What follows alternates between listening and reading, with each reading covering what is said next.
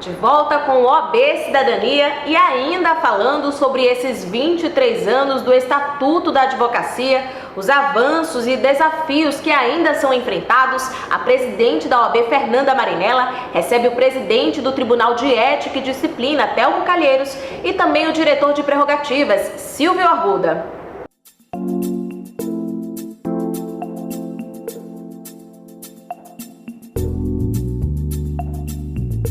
Nós retornamos então o nosso Conversando com ela neste programa especial que comemora 23 anos do Estatuto da Advocacia.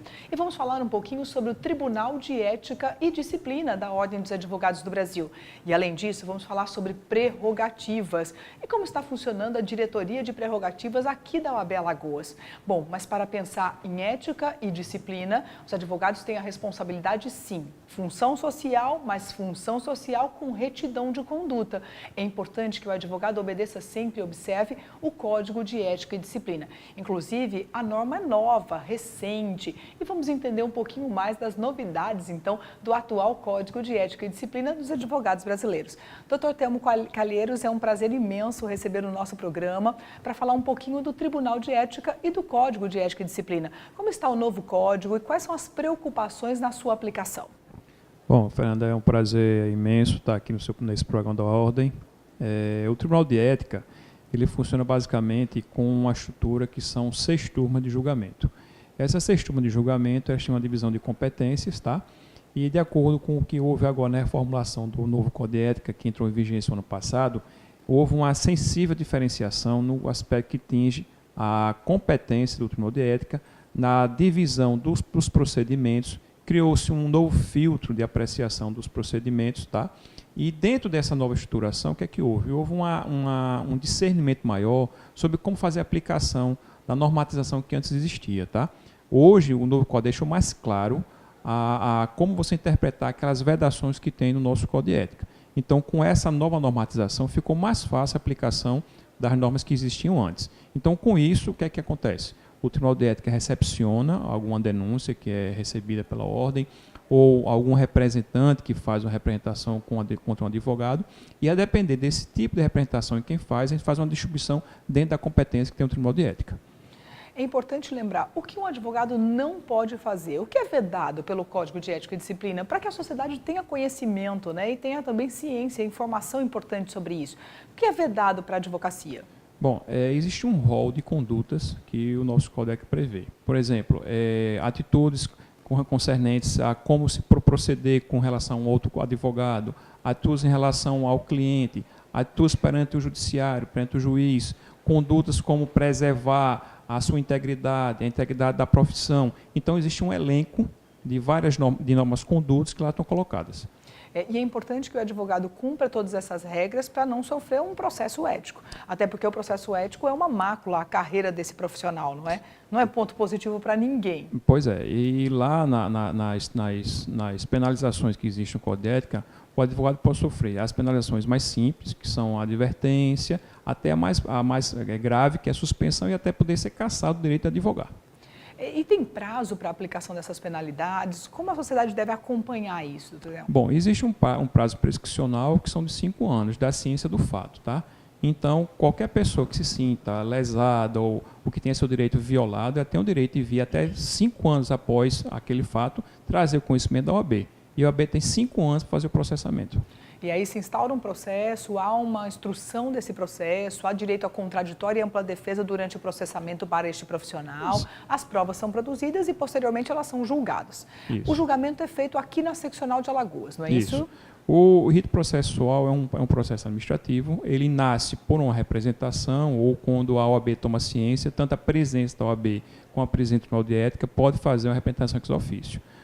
Inicialmente, essa representação vai para a presidência da seccional, é nomeado um conselheiro relator, ele faz a instrução processual, coletiva de testemunho e coleta de provas, depois é emitido um parecer.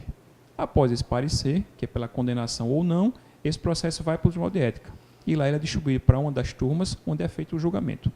É importante que se compreenda que a Ordem dos Advogados do Brasil não só controla o exercício da advocacia, fiscaliza, como também aplica penalidade para os advogados que desrespeitam as regras, que desrespeitam a ética prevista no Código, né? Então é importante deixar claro que a Ordem dos Advogados do Brasil também tem essa preocupação. Não só a preocupação com a manutenção e a defesa da Constituição, a manutenção do Estado democrático de direito, mas acima de tudo, o controle do exercício da advocacia também é papel da OAB. E nesse ponto, o Tribunal de Ética e Disciplina tem uma contribuição muito grande e uma responsabilidade muito grande, não é, Tetemo? Verdade. A sociedade, a gente tem observado, Fernanda, ela tem se conscientizado mais de procurar seus direitos. Então, os próprios clientes, os próprios advogados sendo lesados durante a sua profissão, no exercício do mistério, eles têm procurado mais a OAB.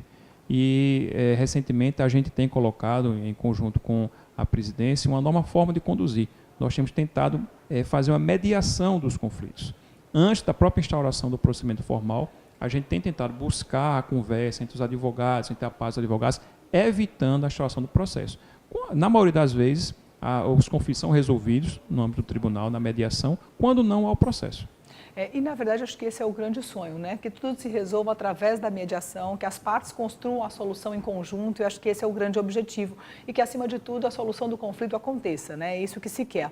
Agora, para que o advogado exerça a sua profissão, há uma garantia que é chamada de prerrogativa. Mas o que significa isso? E para falar um pouquinho sobre prerrogativa de advogado, nós temos aqui hoje o Dr. Silvio Arruda, o nosso diretor de prerrogativas aqui da OAB Alagoas.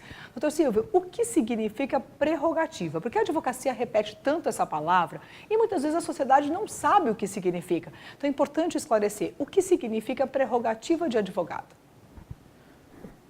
Fernanda, como sempre, é uma satisfação falar de prerrogativas, justo por isso, porque existe uma confusão em relação ao que realmente é a prerrogativa e para que serve a prerrogativa. Muita gente imagina que a prerrogativa seria um direito que o advogado tem de ter mais acesso, de ter privilégios. Talvez. Muita gente considera como privilégio, mas na verdade a prerrogativa não tem nada a ver com o privilégio do advogado. A prerrogativa não é do advogado. O advogado apenas exercita a prerrogativa do cidadão quando defende os seus direitos.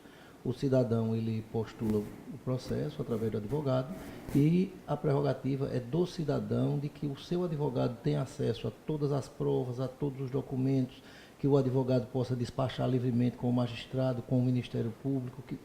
A prerrogativa é este exercício. A prerrogativa, na verdade, é o exercício profissional direcionado à defesa do constituído do cidadão.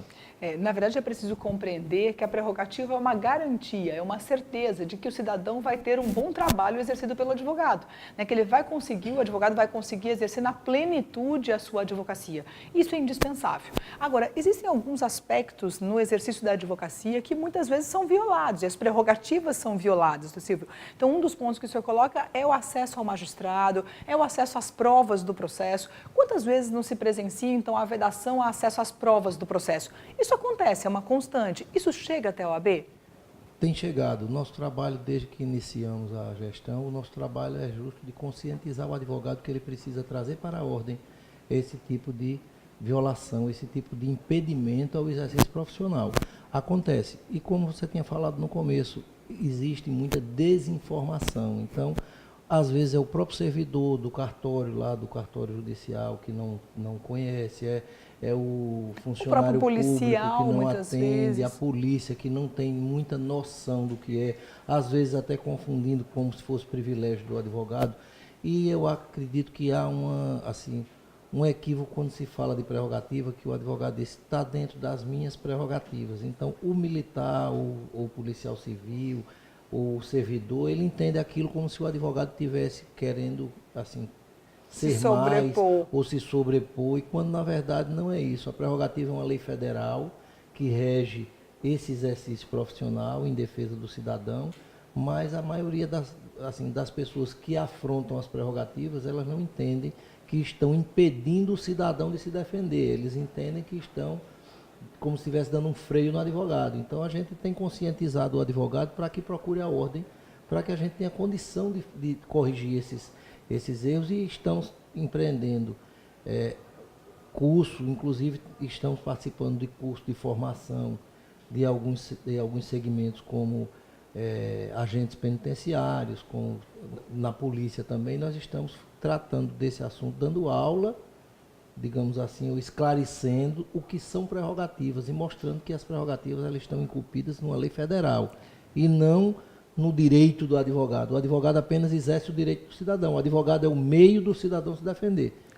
É importante defender que não é um capricho. É, na verdade, um direito garantido por lei. É o estatuto que estabelece, então, esse exercício, essa garantia para o exercício da profissão. Então, prerrogativa é uma garantia legal, que passa para o advogado, mas é para o cidadão acima de tudo, e isso é fundamental. Agora, nós estamos vivendo um momento de muita crise para a nossa nação, para o nosso país, e no Poder Judiciário a situação não é diferente. Então, os advogados também estão esbarrando em todas essas dificuldades do dia a dia, seja a quantidade de demandas, seja a falta de magistrado, seja a falta de servidor, a falta de estrutura. Quer dizer, essa é uma realidade não só na Justiça Estadual, mas muitas vezes na Justiça do Trabalho, na Justiça Federal. Isso vem acontecendo no Brasil inteiro. E a advocacia vive o desafio de sobreviver do exercício desse trabalho e superar todas essas dificuldades. Doutor Telmo, como o senhor enxerga, na verdade, essa advocacia para o futuro? Né? Como enxergar caminhos alternativos diante de toda essa crise? Bom, eu acho que a alternativa é tentar desafogar o judiciário. É a gente tentar usar a menor estrutura possível do judiciário. É você tentar usar mais dos meios alternativos de composição de conflitos. Essa própria forma da nova condução aqui dentro da OAB, dentro do Tribunal de Ética da mediação dos conflitos, é exatamente isso.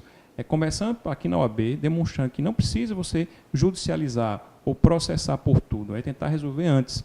A estrutura do judiciário não está fácil, está difícil. A concorrência também não está fácil, está difícil. Então, se você puder evitar de estar judicializando, resolvendo os litígios através de uma composição extrajudicial, você vai melhorar a sua atividade. Que é o mais importante, né? Doutor Silvio, e o desafio para o exercício da atividade profissional na defesa das prerrogativas, já que muitas vezes não há consciência de que elas existem e que devam ser respeitadas. É a capacitação? É a informação? É orientar todos os atores? Eu acho que o caminho é esse. O caminho é esse. O caminho é trazer essa informação e cada vez mais conhecimento sobre o que é a prerrogativa e o que é a lei para o servidor, para o serventuário, nos órgãos administrativos, para que o advogado tenha mais fluxo, mais fluidez no seu exercício de trabalho, porque quando há um impedimento, você trava o processo de defesa, então você atravanca o judiciário também, que já nos penaliza demais pela falta de estrutura. Então, tudo isso se soma. Se tiver mais informação, nós teremos um fluxo mais tranquilo desse E vai processo. prejudicar o cidadão. Na verdade, é importante compreender que tudo isso, quem sofre, ou com tudo isso, quem está sendo prejudicado, é, na verdade, o cidadão, é a sociedade que busca a prestação jurisdicional e não tem um resultado em tempo hábil, em tempo suficiente, e não tem um resultado que satisfaça, então, a sua necessidade, a sua medida de justiça. Eu acho que essa é a grande preocupação. Eu queria agradecer a presença dos senhores aqui, doutor Telmo, doutor Silvio, obrigada pela contribuição e pelas palavras, pelas informações. E esse, então, era o mais Conversando com Ela especial, que comemora, então, os 23 anos do Estatuto da OAB. Até a próxima oportunidade. Até lá.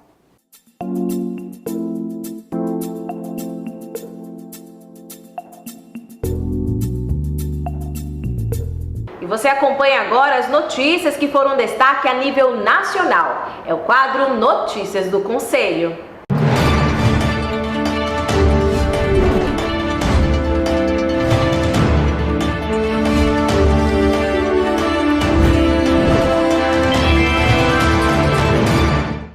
O relatório discutido no plenário da OAB foi embasado no Código de Defesa do Consumidor, Estatuto da Criança e do Adolescente, com precedentes no Superior Tribunal de Justiça e em ações do mesmo sentido realizadas pelo Ministério Público Federal. A presidente da Comissão Especial de Defesa do Consumidor da Seccional de Alagoas, conselheira Marie Miranda, foi quem encaminhou à presidência da OAB a cartilha, intitulada Manifesto OAB por uma Infância Livre de Publicidade Comercial. Quanto à questão da educação, a educação alimentar, a ilusão do comprar, do ter e não ser, que hoje nós vivenciamos muito isso nas famílias e nas crianças, a vontade do ter, da preocupação em consumir. A Ordem demonstra preocupação em relação ao tema, já que estudos e casos jurídicos comprovam os abusos das propagandas dirigidas às crianças. Segundo o relator da matéria, Cláudio Alves Pereira, o manifesto propõe uma conscientização dos efeitos da publicidade voltada às crianças menores de 12 anos.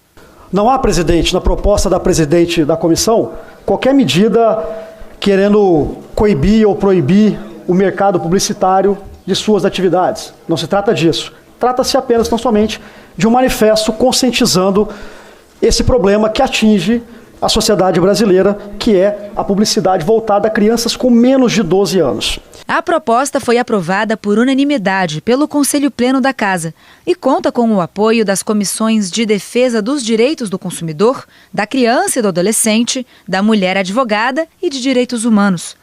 Na campanha de conscientização, a entidade vai abordar os limites morais, legais e éticos da comunicação mercadológica voltadas ao público infantil.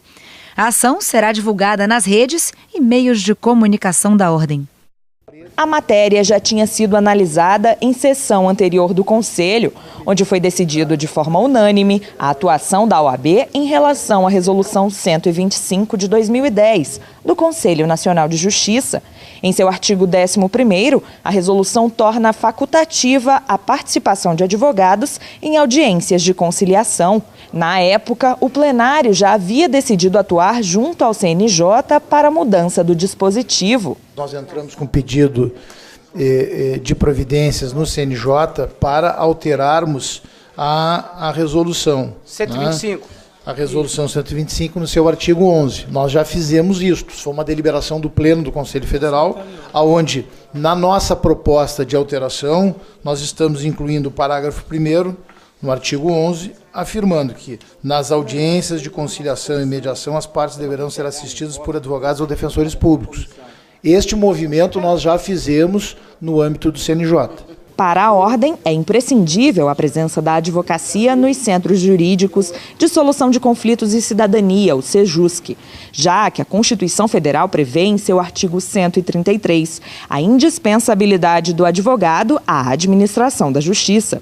Exige-se do Conselho Federal, senhor presidente, uma medida enérgica, porque é isso que a OAB deve fazer, é isso que a advocacia do Brasil está esperando deste Conselho.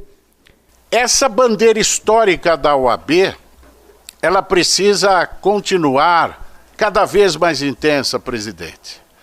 Porque um dia foi o juizado especial que nos dispensou até determinado valor na esfera civil. Outro dia, nós encontramos os mecanismos alternativos de solução de conflito que vão sendo regrados aqui ou acolá, mediação, arbitragem.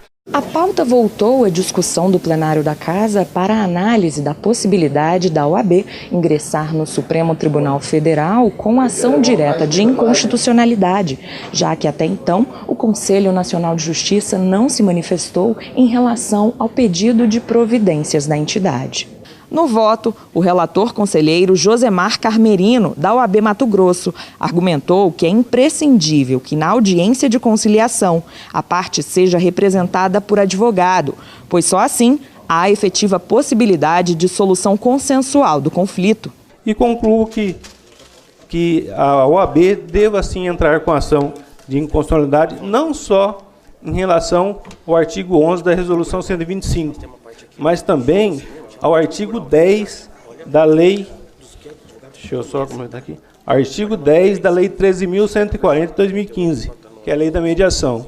Porque não adianta nada ser declarada inconstitucionalidade do artigo 11, sendo que a Lei de Mediação também prevê a faculdade. Presidente, meu voto é nesse sentido. Os conselheiros votaram em acordo com os termos do voto do relator. No entanto, decidiram também aguardar posicionamento do CNJ antes de ingressar com a ADI no STF. Admitir que o advogado seja excluído da mediação, aquela mediação feita no âmbito do Poder Judiciário. Porque o advogado é indispensável à administração da justiça.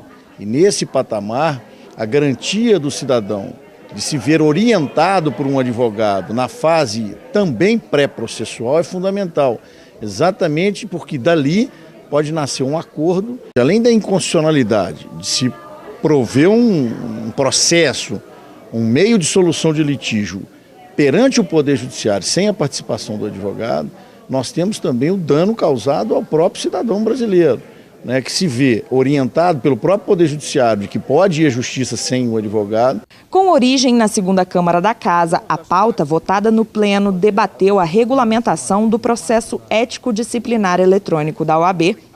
O dispositivo, previsto no artigo 78 do Código de Ética e Disciplina da OAB, traz em seu texto que os autos do processo podem ter caráter virtual, sendo regulamentado a partir de provimento. Impõe uma agilidade maior agora do Conselho Federal para que nós não tenhamos dificuldades nas seccionais, notadamente nos julgamentos dos processos éticos disciplinares, e por isso eu pedi que a nossa segunda Câmara, o secretário-geral da OAB, para que agilizasse esse pleito e essa proposição para que trouxéssemos ao Pleno para já apreciarmos e não corrermos, como disse, riscos frente às nossas seccionais nos processos éticos disciplinares. Em seu voto, a conselheira e relatora Glícia Salmeron avaliou a necessidade da admissão da matéria e da minuta do provimento, que, segundo ela, vai ao encontro do sistema OAB. Voto no sentido do integral acolhimento da minuta proposta, editando-se o provimento que, aspas, regulamenta o processo ético-disciplinar em meio eletrônico na Ordem dos Advogados do Brasil, nos termos do artigo 78, parágrafo único, da Resolução 02/2015, Código de Ética e Disciplina da OAB. O provimento aprovado pelo plenário tem 8 artigos que regulamentam o processo ético-disciplinar. O texto passou por análise de cada item. As determinações do dispositivo serão aplicadas no âmbito do Conselho Federal, das seccionais e da segunda Câmara. Com a aprovação, o provimento já terá andamento no sistema da Ordem, onde sua aplicação será discutida com as seccionais. O tema voltará a ser tratado no plenário da Casa, para discussão da reforma do Regulamento Geral da entidade. Cultura é tudo aquilo produzido pelos humanos. É a totalidade de valores e práticas do nosso cotidiano.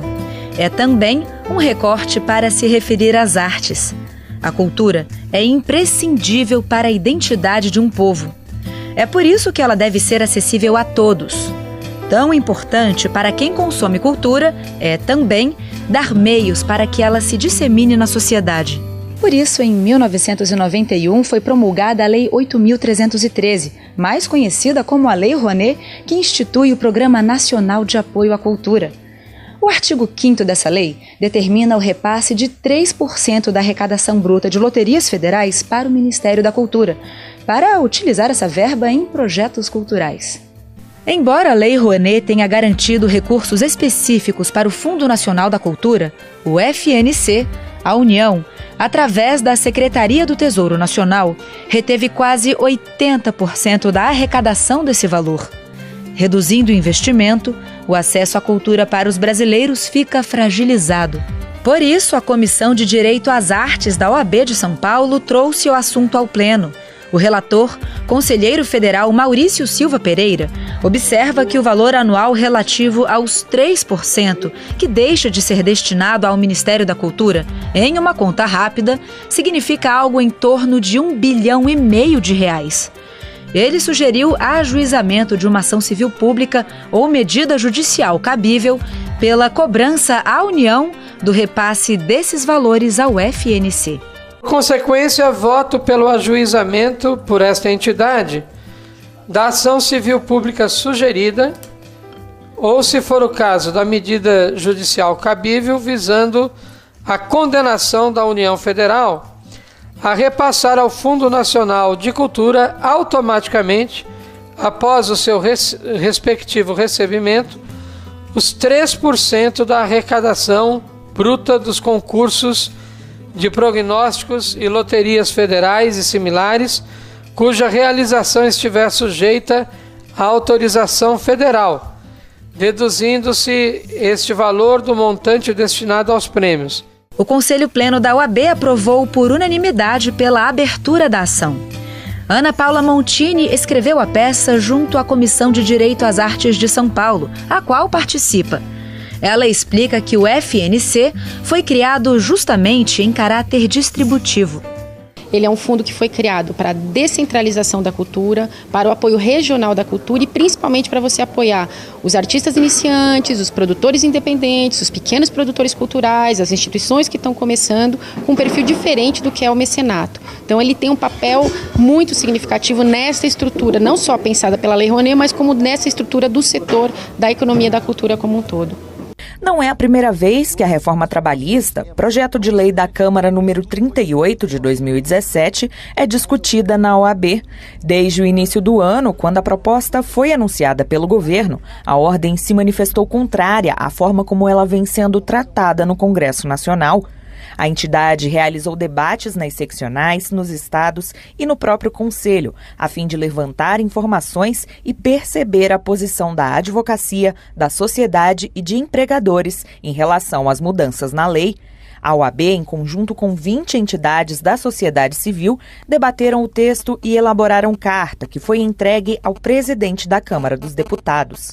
Foi a partir dos debates promovidos pela ordem que uma comissão relatora, com conselheiros da OAB, foi formada para analisar a proposta discutida na sessão plenária de junho. Eles examinaram os 117 artigos alterados na CLT, a lei trabalhista, dentro do projeto de lei da reforma. A relatoria concluiu que 19 deles são inconstitucionais. Com o apoio dos conselheiros federais, na sessão plenária foram aprovadas 2 preliminares. Seria da inoportunidade do momento em se aprovar essa reforma trabalhista, esse projeto, né, no Congresso Nacional, em um momento de total incredulidade, né, daquele Congresso, de uma total falta de representação política, né, que vivemos atualmente, e também pelo assodamento dessa votação. E que aqui nós aferimos, né, principalmente com o nosso Flávio Pansieri, que é o vice-presidente da Comissão de Assuntos Constitucionais, 19 artigos inconstitucionais. Então, quer dizer, é um projeto que não pode vingar, não pode ser aprovado sem avaliação minuciosa de todos os seus artigos, das inconstitucionalidades.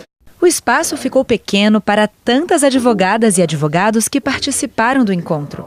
Renomados juristas compareceram para tratar sobre as sociedades de advogados. O presidente da OAB Nacional participou da solenidade de abertura.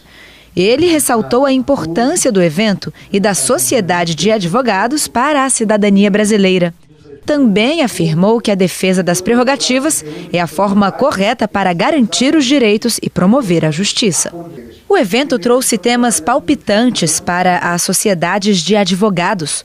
O primeiro painel tratou da reforma tributária e os impactos nas sociedades de advogados. Outros assuntos foram abordados, como os avanços normativos, as relações societárias e profissionais e a competência fiscalizadora da OAB nas relações societárias. Tivemos inúmeras inovações legislativas, tanto no âmbito externo. O Congresso Nacional aprovou importantes leis, como a Lei Complementar 147, que estendeu às sociedades de advogados a possibilidade de utilizar o supersimples. Tivemos a lei posterior que trouxe a possibilidade de sociedades unipessoais. Temos projetos de leis importantes sobre advogados associados tramitando no Congresso Nacional. São 3 projetos que estão em tramitação nas comissões da Câmara de Deputados. E temos mudanças internas. Tivemos o provimento 169 de 2015, tivemos o provimento 170 de 2016, que regulamenta essas relações societárias, sócios de serviço, associados, também sociedades unipessoais. E estamos desenvolvendo 2 novas alterações nos provimentos. Lucas Domingues é advogado desde 2014 e pretende abrir uma sociedade de advogados. Ele veio de Goiânia para assistir o seminário e não perdeu o foco. Abrir o escritório não é simplesmente você alugar uma sala e começar a trabalhar tecnicamente. Esse trabalho ele envolve outras circunstâncias que eu estou tendo aqui no seminário, questão tributária, questão legal, os provimentos da OAB, que me dão um fundamento legal para poder desempenhar minha atividade com mais tranquilidade. O seminário também serviu para atualizar aqueles que já atuam na área. Para poder me inteirar dos acontecimentos e poder aplicar lá em Goiás, ajudando os advogados a montar os seus escritórios para não sofrer uma fiscalização e ser multados.